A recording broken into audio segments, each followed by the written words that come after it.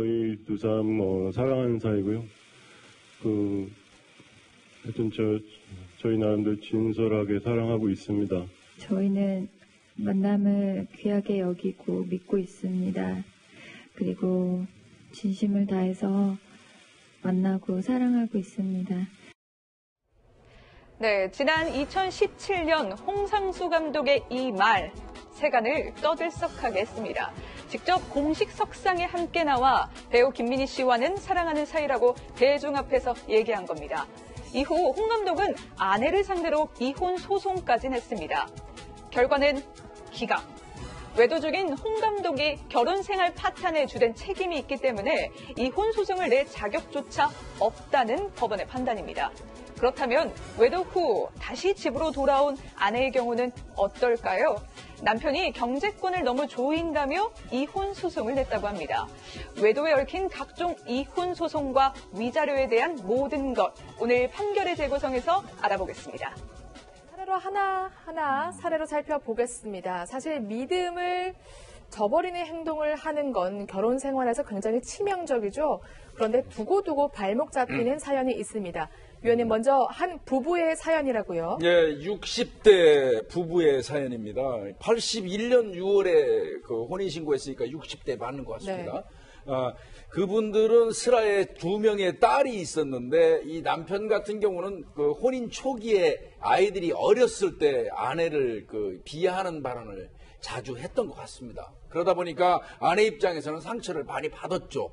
예, 아내가 반격할 수 있는 유일한 방법은 친척들이 모인 자리에서 남편이 포관하고 이런다, 비하 발언한다고 얘기했겠죠. 이제 그게 또 이제 남편 입장에서는 굉장히 또 무안하고 기분 나빴겠죠. 이게 네. 자꾸 이제 악순환되는 건데. 근데 이제 어떤 사건이 하나 터져요. 아내 집에 아내 친구들이 좀 놀러 왔어요. 그러니까 네. 그 경우라면 남편이 당연히 나가가지고 아유 재밌게 놀다 가라고 얘기하는 게 맞는데 이분은 좀 독특한가 보죠. 아내 친구들이 놀러 왔는데도 아마 자기 방에서 나가지도 않은 것 같아요. 그러니까 아내가 특별히 부탁합니다. 내 친구들 놀러 왔는데 남편이니까 당신이 가서 인사 좀 해달라고 그러는데 끝까지 안 했어요. 어떤 이유인지 모르지만. 이 부분에 대해서 이 아내는 많이 화가 났겠죠. 그렇게 이제 추궁하다 보니까 남편이 나중에는 사과를 했어요. 그럼에도 불구하고 이 아내 입장에서는 이제 안 풀렸어요. 계속 싸우게 됩니다. 그러다가 며칠 되고 나서 아내하고 다투는 과정에 밥그릇을 던졌는데 그게 아내의 팔꿈치에 맞으면서 팔꿈치 힘줄이 끊어지는 이런 사건이 있었습니다. 그렇군요. 이렇게 서서히 둘의 사이가 삐걱거리기 시작하는데요. 그러던 와중에 부부관계가 극으로 치닫게 된 사건이 있었다고요. 네, 2000년도 초반에 그 아내분이 사교충을 주러 갔던 것 같습니다. 네. 거기서 만난 남자와 이제 외도를 하게 되는데요. 네. 그 사실을 남편이 이제 알게 됐는데요. 근데 그 남자한테 실제 돈도 꿔줬던 정황이 포착이 됩니다. 네. 그래서 서로 이혼하는 게 좋겠다라고 생각했지만 아내는 경제적인 문제, 남편은 명예도 있고 또 자녀 문제가 있기 때문에 이혼하지 않은 상태에서 그냥 함께 지내게 됩니다. 그렇군요. 외도도 모자라서 내연남에게 돈까지 갖다 준 아내. 물론 같이 살기는 한다지만 관계 회복이 쉽지 않았겠는데요. 네, 남편이 화가 많이 났습니다. 아내가 외도에 대해서 반성하는 모습을 보였어요. 하지만 한 번 다친 남편의 마음은 쉽사리 돌아오지가 않았는데요. 이 배신감에, 왜냐하면 부부가 함께 일군 재산 일부분이 이 외도 때문에 다른 외도 상대방에게 좀 뺏기기도 했잖아요. 여기에 화가 난 남편이 이제 아내의 경제권을 완전히 뺐습니다. 그래서 아내에게는 그냥 생활비하고 경조사비만 겨우 주고요. 한 달에 20만 원 정도 갖고 생활해라. 그래서 용돈 생활이 시작됐다고 합니다. 그렇군요. 사실 남편의 마음도 이해가 갑니다. 외도하는 남성에게 돈을 갖다 줬으니까 앞으로 용돈 20만 원만 써 이런 건데요. 아내는 좀 불만이 있었나 봐요. 불만을 품다가 결국에 터지고 마는 거죠. 네, 어쨌든 신용카드를 사용을 했는데 그 부분에 대해서도 이제 몇 건 정도에 대해서는 이제 확인을 했던 것 같고요.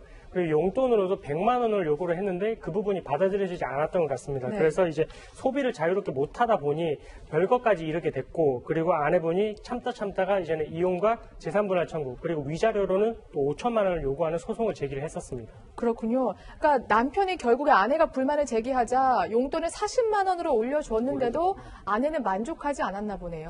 네, 사실 근데 이게 지금 좀 확인을 하셔야 될 게 생활비는 생활비대로 드린 거고요. 그리고 나머지 순수 용돈 용돈에 대한 부분입니다. 그렇군요. 예, 그렇기 때문에 남편분께서도 어쨌든 좀 제약을 했던 부분이 있지만 그런 이제 아내분이 외도를 하고 그런 상황이 있었기 때문에 아주 과도한 처사라고 생각을 하기는 좀 어려워 보입니다. 네.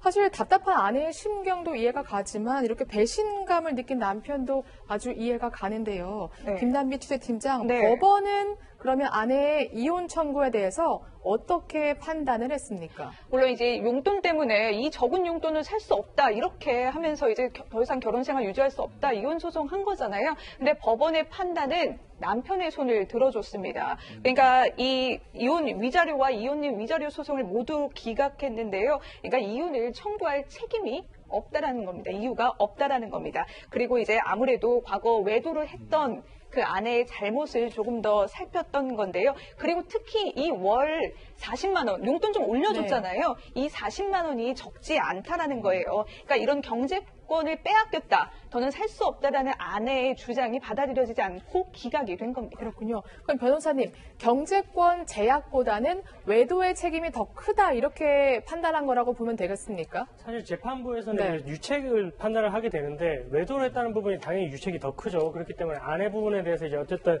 유책 배우자라고 이제 좀 지칭을 한 것 같고요. 그래서 판단을 했는데 월 40만 원의 용돈을 준 부분에 대해서는 이제 적은 금액이 아니라라고 했고요. 그리고 외도한 아내에 대해서 아마 남편분이 조금 냉담하게 대하셨던 것 같은데 그 부분에 대해서도 좀 잘못이긴 하지만 어느 정도 이해는 될 수 있다라고 판결을 했고 그리고 별거 후에 아내분에 대해서 남편분이 또 지원을 또 해주셨어요. 그 네. 퇴직연금의 2분의 1 상당액을 매월 지급을 했고요. 그리고 일부 부동산에 대해서는 소유권을 이전하는 내용의 화해 권고 결정, 재판부에서 이제 화해 권고 결정을 해서 이제 그걸 받아들일지 여부를 결정을 하게 되는데 남편분은 그 부분에 대해서도 이제 수용을 하시려고 했던 그런 이제 태도를 보이셨고 그리고 생활비 명목으로 별거 후에도 4천만 원의 돈을 지급을 했던 것으로 봐서 남편분의 입장에서는 어느 정도 이제 할 몫을 다 했고 그리고 유책이 있는 어떻게 보면 아내분의 입장에서는 이런 이혼 소송까지 요구를 하는 것은 조금 부당해 보인다라는 취지로서 아내분의 그런 이혼 소송 청구에 대해서 기각 판결을 내렸습니다. 네, 그러니까 이혼을 못하게 된 거죠. 이번에는 다른 결말을 맞은 그러나 역시 외도 문제가 얽힌 또 다른 부부의 이야기를 살펴보고자 하는데요. 위원님, 이 네. 부부에게는 어떤 문제가 있었습니까? 이 부분은 50대입니다. 네. 94년도에 지인들의 소개로 결혼을 하게 됐는데 아마 두 사람이 성격 차이가 좀 많다 보니까 갈등이 잦았던 것 같습니다. 그러다가 2005년도에 이 남편이 보니까 이 아내가 이 음악 강사 피아니스트로 알고 있는데요. 그런데 귀가 시간이 늦어져요, 자꾸. 네. 그러니까 이거는 아내가 이 연주단체 소속에 있는 다른 어떤 남자와 불륜을 맺고 있는 게 아닌가 하는 의심을 하게 됐습니다. 네. 그래서 아내를 적절하게 이 추궁해서 결국 아내가 불륜 관계를 실토하게 됩니다. 네. 그래서 이제 남편이 알게 됐고요. 그러나 이제 아내는 다시는 이런 일이 없겠다는 각서를 쓰고 본인이 나가던 그 음대 출강 같은 것도 이제 그만두고 집에 있는 그런 현상이. 그렇군요. 이렇게 갈등이 봉합되는 듯 했는데 이번에는 남편의 문제가 터졌다고요. 네, 갈등이 마무리될 만할 때쯤에 남편이요, 그 친척을 부추겨서 그 회사 임원으로부터 돈을 이제 뜯어내려는 혐의가 있었습니다. 오. 그걸로 이제 실형을 선고를 받게 되는데요. 아내는 많은 고민을 하게 됐겠죠. 근데 항소심이 있었나 봅니다. 그래서 아마 다행히 감형이 돼서 집행유예로 나오게 됐는데요. 남편이 이제 아마 와이프 같은 경우는 계속 이제 남편에게 이혼을 요구를 했던 것 같습니다. 남편이 왜 또 이혼을 요구할까? 아마 너 남자가 또 외도한 남자가 있지 않을까 의심하게 됩니다. 그렇게 의심하게 되는군요. 그러니까 한 곱이 넘기니까 또 한 곱이가 찾아온 겁니다. 남편이 아내를 의심하던 끝에 결국에는 하지 말아야 할 행동까지 하게 된다면서요. 그러니까요. 이게 이혼을 요구하는 게 또 혹시 뭐 외도하는 거 아니냐 남편이 이렇게 의심했나 봐요. 그래서 아내 가방 밑부분에요. 밑부분을 뜯어서 거기다가 녹음기를 설치했대요. 오. 방법도 참 어떻게 생각했는지. 그리고요. 또 이제 아내가 가는 불륜 관계를 의심하는 말까지 이제 말을 포착하기 위해서 이런 녹음기를 설치한 그렇죠. 건데요. 아내의 학원에 설치한 거군요. 예, 그렇습니다. 교습소, 예. 네, 교습소에 설치를 한 건데요. 이 남편의 녹음기 설치 사실을 안 아내 가만히 있을 수 없겠죠. 어떻게 남편이 계속 나를 의심하고 내 가방, 내 학원, 내 직장에 이렇게 녹음기를 설치하는데 어떻게 더 살 수 있겠어요. 결국 이혼 소송을 다시 들어갑니다. 그렇군요. 이번 부부의 경우에는 아내의 외도 전력 그리고 남편의 불법 행위 도청이 맞붙은 겁니다. 변호사님, 결과는 어떻게 됐습니까? 일단은 아내분이 먼저 소송을 제기를 했고 네. 남편분도 반소를 제기를 한 것 같아요. 그래서 두 배우자의 이제 책임을 다 판단을 했는데요. 일단 아내도 남편을 이해하려는 노력이 부족했고, 그리고 혼인 기간에 두 남자와의 사이에 부정행위를 저지르는 등 배신을 함으로써 회복 불가능한 책임이 있다라고 봤고요. 그리고 남편에 대해서는 아까 이제 불법 도청한 부분, 그 부분에 대해서는 이제 어떻게 보면 하나의 단편적인 부분인데, 그걸 떠나서 또 이제 자기중심적인 사고와 함께 행동으로서 아내와 소통하지 못한 그런 책임이 있고, 심지어 이제 공갈미수 사건에서 실형을 선고받았다가 이제 집행유예로 나왔던 그런 이제 전력도 있거든요. 이런 부분에서 아내에게 인간적인 실망감까지 준 부분이 있어서 어떻게 보면 두 아내와 남편 모두 이 이혼 소송에 있어서는 책임이 있다라고 봐야 된다. 그래서 같이 이혼 소송의 위자료를 기각하는 판결을 내리게 됐습니다. 위자료를 기각한다면 아무도 주지 말라 이런 건가요? 그래서 서로 주지 말고 서로 받지 말라 이런 판결이 내려지게 됐습니다. 그렇군요. 근데 지금 남편이 불법적으로 도청을 했잖아요. 만약에 남편이 합법적으로 확보한 불륜의 증거였다면 남편이 승소, 그러니까 위자료를 받을 수 있었을까요? 일단은 뭐 이건 네. 민법적인 내용인데, 위법하게 수집한 증거의 같은 경우는 증거 가치를 이제 부정을 하고 있거든요. 네. 그래서 이제 불법 도청을 통해서 얻은 부정행위의 증거 같은 경우에는 증거 능력이 없어진다라고 보시면 돼요. 그렇기 때문에 만약에 이제 그걸 통해서 불륜에 대한 이제 증거를 수집을 했고 그걸 제시를 했다라고 한다면은 일단 아내분 입장에서는 그런 증거 가치가 이제 없어진다라고 보기 때문에 이 위자료 책임이 인정되는 부분에 있어서도 다소 달라질 수도 있었던 상황인 것 같습니다. 그렇군요. 알겠습니다. 그렇다면요, 여러분, 이혼 위자료는 어떤 경우에 받을 수 있는지, 거액을 받는 경우는 어떤 경우인지 사례를 통해서 한번 살펴보겠습니다. 이번에 소개할 부부의 사연, 김 팀장, 그야말로 아주 기가 막힌 사연이라면서요. 아니, 저도 이거 보면서 어떻게 이런 일이 있나 사실 이렇게 생각을 했어요. 부부는 70대입니다. 70대인데 이 남편이 평소에 아내에 대한 폭행을 좀 자주 했다고 합니다. 남편의 폭행 때문이지요. 당연히 부부관계 좋을 수 없을 텐데요. 그런데 남편의 기가 막힌 행동 여기서 그치지 않습니다. 바로 둘째 아들의 장모와 바람이 납니다. 둘째 아들의 장모요? 네. 사돈하고. 네, 둘째 아들의 장모와 외도를 하게 된 겁니다. 결국 집안 식구들한테 모두 걸리게 됩니다. 그런데 남편 적반하장입니다. 이 모든 책임을 아내에게 돌립니다. 아내에게 이혼을 요구한 건데요. 결국 아내 참다 못해 아내도 이혼 소송에 들어갑니다. 네. 가족의 갈등이 컸던 것 같습니다. 고속도로 휴게소에서 이 남편이 둘째 아들의 장모와 같이 있는 모습을 장남에게 들켜서 장남과 이 남편이 싸우기도 하고요. 또 경기도의 한 모텔에 이 남편과 둘째 아들의 장모가 들어가는 모습을 딸이 보면서 딸이 아버지에게 따지자 딸에게도 폭언을 했다고 합니다. 그런데 이 남편 적반하장으로 자신이 이혼을 요구하는데 결국 아내도 이혼 소송을 같이 제기하게 됩니다.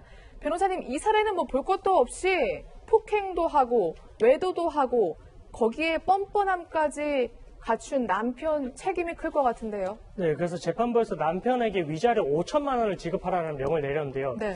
일단 이 판결의 의미가 중요한 게, 보통의 이제 부정행위가 있을 때는 보통 1,000만 원에서 2천만 원 정도가 선고가 되는데, 아, 그래요? 2천만 원 정도 선고가 되는 것도 이제 성관계가 있었다라고 암시할 수 있는 그런 내용이 드러난 증거가 있었을 때, 네. 이제 그 정도가 됐을 때 보통 2천만 원에서 3천만 원 정도가 나오게 됩니다. 그럼에도 불구하고 5천만 원이 나왔다는 것은 이 남편분에 있어서는 아주 그런 증거가 있기도 하고요. 그리고 폭행도 이제 장기간 지속됐던 걸로 봤을 때 그 책임이 어마어마하다는 거거든요. 네. 그래서 이 사건에 있어서는 남편에게 거의 모든 책임을 인정했다라고 보시면 될 것 같습니다. 그렇군요. 외도의 경우 1,000만 원에서 2천만 원 위자료가 나온다고 하는데, 그러면 폭행의 경우에는 위자료가 한 어느 정도 됩니까? 통상이요. 단순 폭행으로만 봤을 때는 뭐 네. 장기간 지속됐다 하더라도 보통 500에서 한 1,000 정도 인정된다고 보시면 될 것 같습니다. 그렇군요.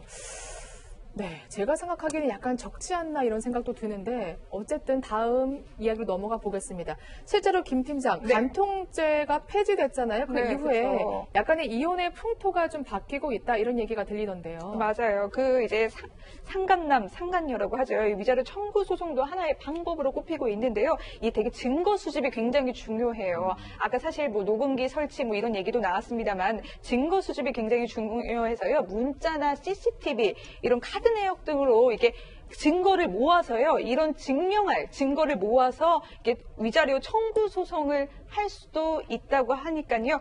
만약 외도가 의심된다면 단순히 그냥 마음 아파하지 마시고 실질적인 증거를 모으시는 게 하나의 방법이지 않나, 이런 방법 전해드려도 되겠죠. 네, 또 사실 결혼도 안 했는데 네. 의사의 외도가요. 외도의 정도가 위자료 액수도 영향을 준다니까요. 어떻게 좀 방법을 강구하는 것도 좋을 것 같습니다. 네, 변호사님 사실 이런 얘기 많이 하세요. 증거 수집하고 싶은데 사실 뭐 흥신소나 불법적인 방법을 통하지 않고는 증거를 확보할 길이 없다. 이렇게 말씀 많이 하시는데 혹시 팁이 있습니까? 사실 이제 너무 이제 방법이 없다 보니 그런 방법을 이제 도입을 하셔가지고 이제 절차를 진행을 하시는데요. 근데 그게 증거 가치가 있는지 여부는 결국 이제 재판에서 중요한 문제가 될 수 있기 때문에 되도록이면 그런 이제 불법적인 방법을 동원을 하지 않고 합법적인 방법을 통해서 이제 객관적인 증거를 수집을 하시는 게 좋고요. 그래서 그 아까 말씀해주신 기자님 말씀해주셨는데 카카오톡이라든지 문자 메시지 내역 같은 경우에는 그때 당시 상황을 이제 간접적으로 유출을 해볼 수 있기 때문에 아주 괜찮은 객관적인 증거가 되고요. 그리고 배우자 차량의 블랙박스 영상도 중요합니다. 블랙박스 영상 내에서 이제 둘이서 이제 뭐 손을 잡고 가는 모습이 보인다든지 아니면 혹시나 모텔에 들어가는 그런 모습이 찍혔다라고 하게 되면 이것 또한 이제 캡처를 해서 자료로 제출하게 되면 재판부에서 중요한 증거 자료로 쓸 수가 있고요. 그리고 그 불륜 현장의 CCTV 사실 이거는 뭐 사실상 이제 확보를 하는 건 쉽지는 않을 것 같은데 CCTV 내용을 뭐 모텔에 들어가서 이제 해당 모텔에서 이제 확인을 해서 받아가는 것도 중요하고 그리고 카드 같은 경우 카드 결제 내역 같은 경우도 확인을 해볼 수가 있는데 그때 당시에 만약에 이제 이런 뭐 모텔에서 이제 결제했던 내역이 나오게 된다. 그러면 어떻게 보면 직접적인 증거가 되거든요. 이런 게 이제 드러나게 되면 재판부에서도 아주 결정적인 그 객관적인 증거로 봐서 책임을 인정하는 내용의 증거로 사용을 할 수가 있습니다. 변호사님 설명 듣다 보니까 한 가지 궁금증이 생기는데 그 남편이나 아내의 카카오톡을 캡처하는 거는 불법은 아닌가요? 사실 이 부분도 이제 소송의 좀 팁이긴 한데요. 그 카카오톡 같은 경우에 이게 열려 있는 상태라고 한다면은 이제 불법적인 뭐 형사적인 처벌이 문제가 되지는 않습니다. 근데 만약에 카카오톡이 이제 비번이 걸려 있었다, 잠금이 되어 있었다. 근데 그게 만약에 내가 임의로 열었다라는 게 사실 이제 증명이 될 수는 없는 부분인데 만약 그 부분이 자신이 어떤 수단을 통해서 이제 불법적으로 봤다라는 게 증명이 될 것 같으면 형법상의 비밀침해죄가 의율이 될 수는 있거든요. 하지만 절차상 진행이 되더라도 이런 가사 사건이 있었기 때문에 내가 그런 행동을 할 수밖에 없었다라는 게 조금 증명이 되면 참작이 돼서 이제 형사처벌에서는 뭐 다소 약한 처벌이 있을 수는 있는데 어쨌든 불법적으로 이 사람의 휴대폰을 이제 수집을 해서 이용할 것 같으면 그게 문제가 될 수는 있습니다. 네, 그렇군요. 사실 부득이하게 외도 증거 수집 방법을 상세하게 알아봤지만 가장 좋은 건 서로 사랑하고 배려하면서 아름답게 사시는 거겠죠.